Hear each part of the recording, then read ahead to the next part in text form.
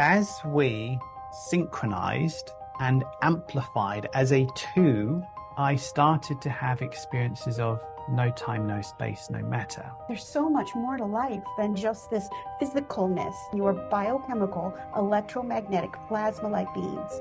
There's so much more to you. And in relationships, when we honor the energy, the exquisite expression that is expressing from us holistically, not just our thoughts, but from our heart, from our body, our relationship with another is so much more powerful.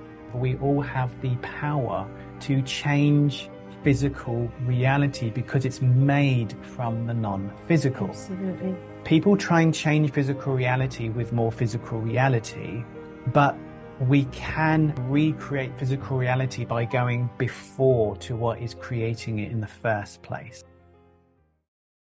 In this webinar, we're going to be talking about the power of two, our energetic potential. And we're going to give you some personal experiences, which we could call expanded experiences or altered states of consciousness.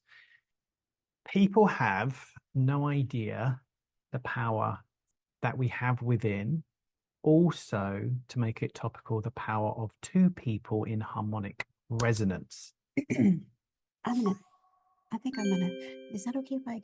Yeah, go ahead, Okay. honey. Yeah, go ahead. Well, I want to explain. So this whole life that we experience is an experience of relationships from day one, from when the sperm meets the egg in the ovum.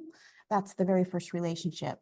And that's the very first, they call it a zinc wave. There's a zinc flash, and then there's a zinc wave. And that's the very first beginning of the intrinsic rhythm that oocyte or that ovum, or no, it's an oocyte, turns into a zygote. And then, ultimately we're born with that intrinsic rhythm, with that wave. And this begins the relationship with ourself. And I know, it's kind of cliche, but that's the most important relationship, the power of the relationship with yourself. And I want to explain this before we move on to the relationship with your partner, the relationship with your children, the relationship with your colleague at work. So I should probably draw it. Can I draw it, Rudy? Yeah. Lovely Sally.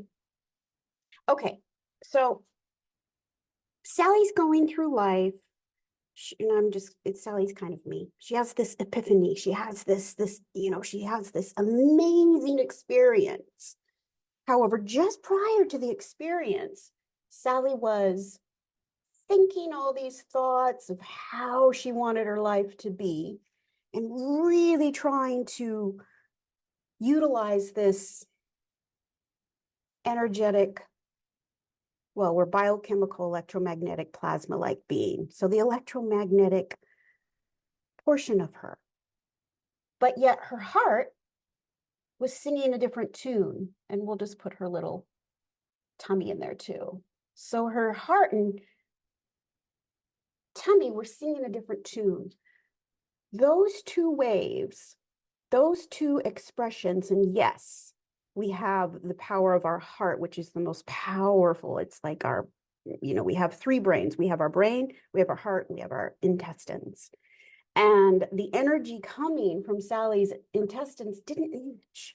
It was a disharmonic expression. It's called deconstructive interference. So what happens here is these two cancel each other out. So going through life, Sally really wanted, she would think this and think that and try the law of attraction, but yet nothing formulated, nothing came about because her body was carrying a different story. So Sally had this epiphany, and I'm going to use it in a different, I'll use green. She had an epiphany. She died. And after waking up, she could see energy. She could see energy around everything. She understood there was clarity in all that we are, all that you are. You are these amazing biochemical electromagnetic plasma-like beings. You are source humaning. You are beautiful, beautiful essences. And I could go on. So Sally began to, well, let's just start here. Emanating something from her heart, a powerful wave that rose up to her story, I call it story, cognition, thought patterns, right here. These two waves began to match. They were harmonized. This is the beginning of her loving relationship with herself. This is constructive interference. So if you take these two waves and you line them up, overlap them, you add the contributions together, then you get a wave that's twice. You could call that the amplitude if you're an electrician, increased amplitude or power. This is physics, twice as powerful. So no longer was it this and that, canceling each other out, just like noise canceling headphones. It was a powerful wave expressing from Sally. And I call that the knowing without knowing how you know. Things began arising. But again, it is the relationship with ourselves. It's going into the depths of our soul. And through that darkness, births light. And it can be scary and gritty and not very fun, not very sexy, not very shiny, as Rudy said, but it's so powerful. And it's all you. It's all us. So I just wanted to set that up. And then. Yeah, so we wanted to kick it off with the relationship with ourselves. When we talk about relationships, we have to look within first. The rainbow is so multifaceted. There's so many colors in the one rainbow. And because we're trying to do a fairly brief webinar, we're literally just going to look at an aspect of relationships, the energetic nature. There's so much more we could talk about, authenticity and connection and love and all the rest of it. We're just going to look at the energy, the energetic nature of relationships in this short webinar. Now, whether you're in a relationship or not, so we're going to talk about relationships, but this is true for you even if you're not in a relationship. The thing about being in a harmonic relationship with another person, and when I say harmonic, it doesn't mean say you're always going to harmonize. In fact, you're going to have to not harmonize quite a lot for deeper awareness, for connection, for learning. Okay. So when there's this, not a canceling out of one another, but you're on the same wavelength, so to speak, there's an amplitude, there's an increase in your power to create in physical reality and bend physical reality. Okay, so just bear with me. I want to explain what I mean by that. And we're going to give you, so what we're going to be talking about isn't theoretical. It's not something we've read in the book. It's something we've experienced personally. And we're going to share those experiences with you in a momento. Okay, so I just want to give you a brief overview of reality. Okay. We live within creation in physical reality. And you've got things like time, space, and matter. These are the attributes of physical reality. And there's a reason I'm saying this, so just hear me out. Time. You logged in, well, it's Hawaii time at 9 in the morning, and now it's 9:17. So there's a then, there's a now and a then. Space, I'm here, you're there. And matter, thankfully, there's a thing here talking to your thing, which is a body. So location, time, and space and matter. However, creation is held up by a deeper energy of, I call it the void. You can call it whatever you want, but it's no time, no space, no matter. Formless, pure, unadulterated spiritual energy, no thing, a nothing moves, polarizes into a something. Right now we're in the something, but at the essence with a no thing, something-ing. Yeah. So again, you have to bear with me because words completely break down again. So just try and kind of get a flavor of what I'm trying to talk about. So fundamentally, the no time, no space, no matter is creating time, space, and matter for the human experience in a location to exist, like Azurite there and Santa Cruz, and I don't know, Liz there, an island, or wherever you are physically located in the world. Now, why am I saying this? Because in the essence, we're this, thatting. I'm going to say that again.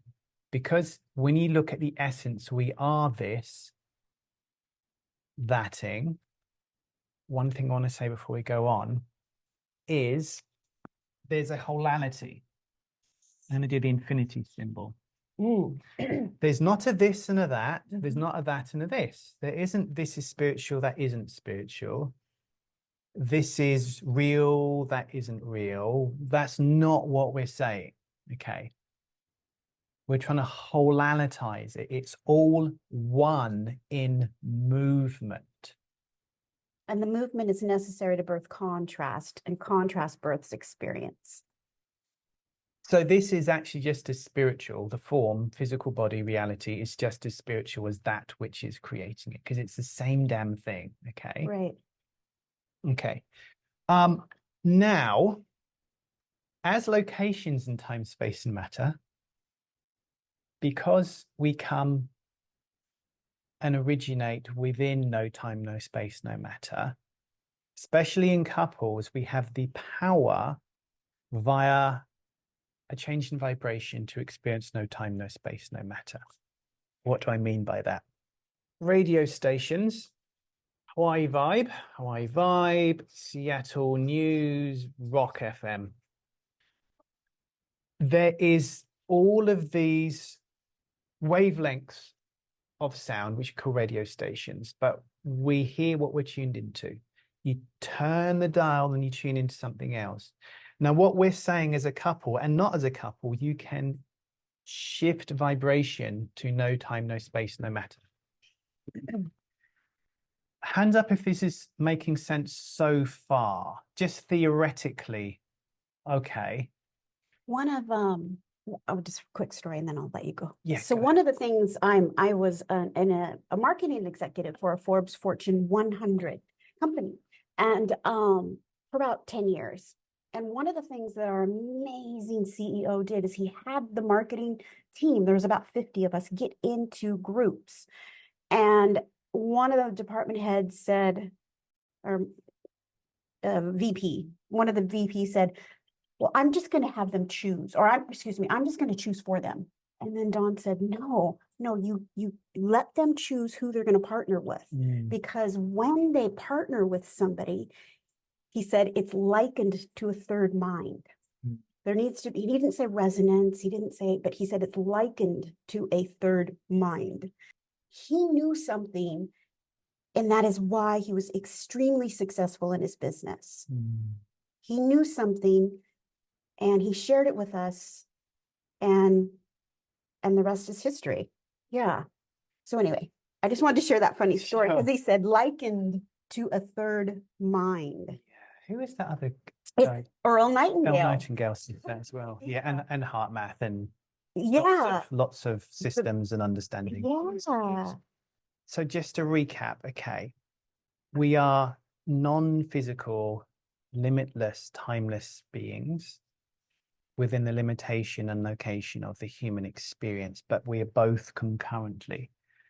Higher states of consciousness and shift vibrations. So what we take as creation, time, space, and matter warp. and we have a different experience of reality, or rather our perception of reality is different. So let's start off with a less woo-woo one. So long story, some of you know the story, but just very briefly, Jules' son, Seth, obviously my son, he got taken away from Jules when, a long time ago. Lots of things happened and we're trying to get Seth back. Anyway, to try and get Seth back involved having to communicate with 3 different states, 2 different teams of attorneys, healthcare workers, systems. It was just a lot of work. So we knew Seth was suffering, and the only way we could get him back was through the legality of doing it, that we had to go into the system to get him back. Now, what happened, it was taking a very, very long time. Now, knowing that we are this thatting, okay, what we did is we held hands, and both of us actually meditate, our own version of meditation. We literally cultivate a state of expansion purposefully. But what we did is we cultivated a sense of expansion. And because everything is fundamentally energy, we communed and connected with the energy, okay, around Seth's case. And the energy was dense. Yeah. I don't know if you've ever been around a person or been to a place, but you felt this density of energy. It kind of feels thick, like tar. And you've been into a place which felt light. So the energy was very dense. So what we did is we went in and we increased the vibrational frequency of everything to do with Seth's case. And guess what happened the next day? Because of the time difference, there's this big leap forward in Seth reaching us. We had to do this like 3 or 4 times. Mm-hmm. Every single time it worked out so much quicker. Yeah. Because when you see that, yes, we live in physical reality, but also we're non-physical, you start viewing reality not so much physically, but as a non-physical representation of the physical. And because of that, we have the power, we all have the power to change physical reality because it's made from the non-physical. Absolutely. People try and change physical reality with more physical reality, but we can re-sync, re-engineer, recreate physical reality by going before to what is creating it in the first place. Yeah. It's almost like, because everything that ever was and never will be is present in this moment in its potential. And when we would both harmonize with ourselves, with, first and foremost, the relationship with ourselves, and then bring that together via the power of 2, we would breathe life into the potential that Seth is with us. We breathe life into the potential that everything's moving smoothly. And it did. It did. Yeah. But it's so important, first and foremost, to have that relationship with yourself, because if I had the relationship with myself that I was an unworthy mom, I would cancel my energy out. I would cancel the vibration coming out of me. And so I needed to continue to cultivate that, just as we would a garden, just as we would, nurture our pets. I had to nurture myself, my own being. Right? Absolutely. Yeah.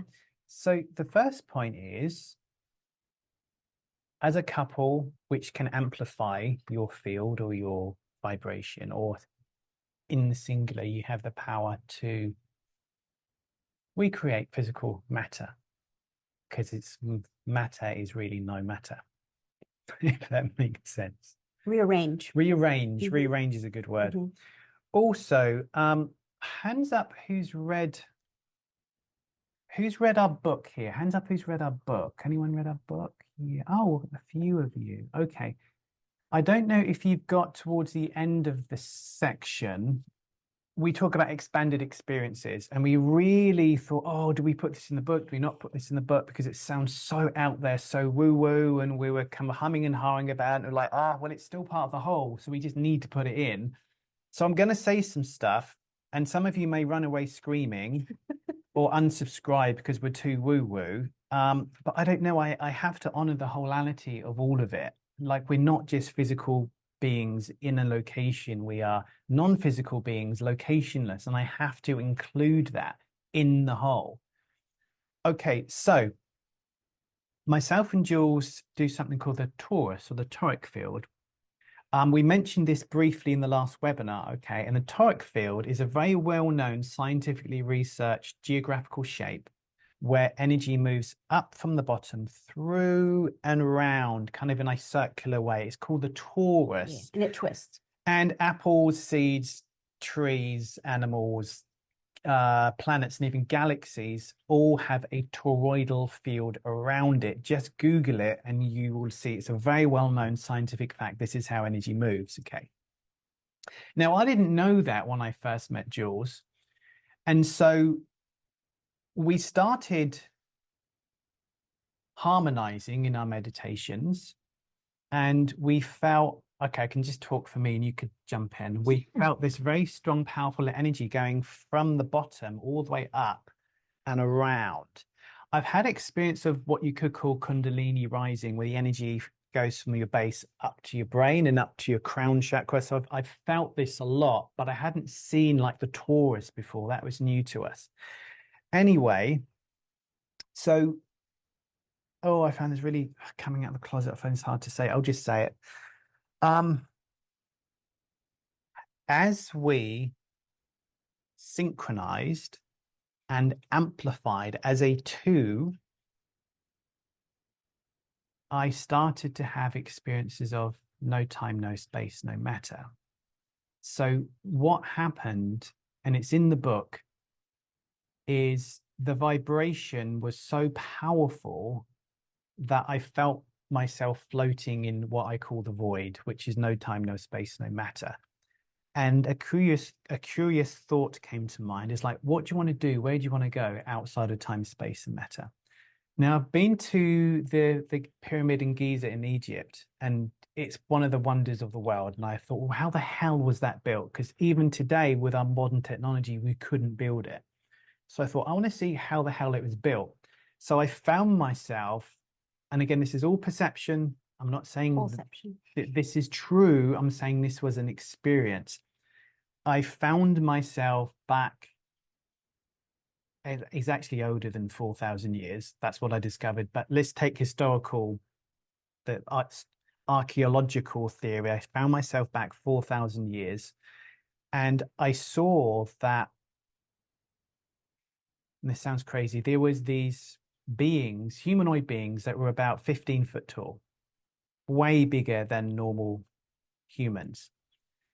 And they were using a sound technology to lift the stones. They didn't lift it with, I mean, the wheel wasn't invented then apparently, but they didn't use sticks and wheels and floats. They were literally levitating this tons and tons of matter using sound. I kind of had a communion with I call him the tall fellow. And then I came back again to time, space, and matter, physical location. I could go on with this. I've also traveled. I say travel, you don't really go anywhere because it's all here, but I traveled to the future and I saw something there too, or the dominant timeline.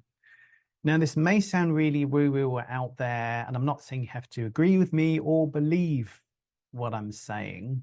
What I am saying is that you are a powerful spiritual being, humaning. You have the God-given gift to have an expansion of what we call wholeception or perception. And the world reality is so much bigger and more colorful and more beautiful than you can possibly imagine. it's a little bit like most of us are walking around in a world where we've got gloves on, so we can't really feel the bark of the tree. We can't feel the water on our skin, and everything's in black and white. And we're so damn used to it that this is normal. What I'm saying is that we all have the capacity to see full color and to take the gloves off and see the most wondrous existence through our sometimes gritty human experience. And I'm not talking about transcending or expanding the human experience. I'm just saying that this is possible for all of us as a natural human experience. Right, right. Because the human body is the receiver, is the filter that allowed you to have that experience. Yes, absolutely. So I couldn't be here unless I went into the depths of my being with all the grit and all the darkness. And I'll just say welcomed and honored all that I am and expressed from there. Yeah. So you could call this intuition, you can call this whatever you want to call it. I know many of you have had a sense of other people when you weren't physically with them and you just felt there was something going on with them, you know? I mean, there's lots of examples of this, but I have the habit of over talking, so I want to be quiet. And let us just sit for a few moments. And I want to allow about 20 minutes, if that's okay. For Q&A? Yeah, for Q&A, for interactions, for Yes, questions, absolutely. like anything like that.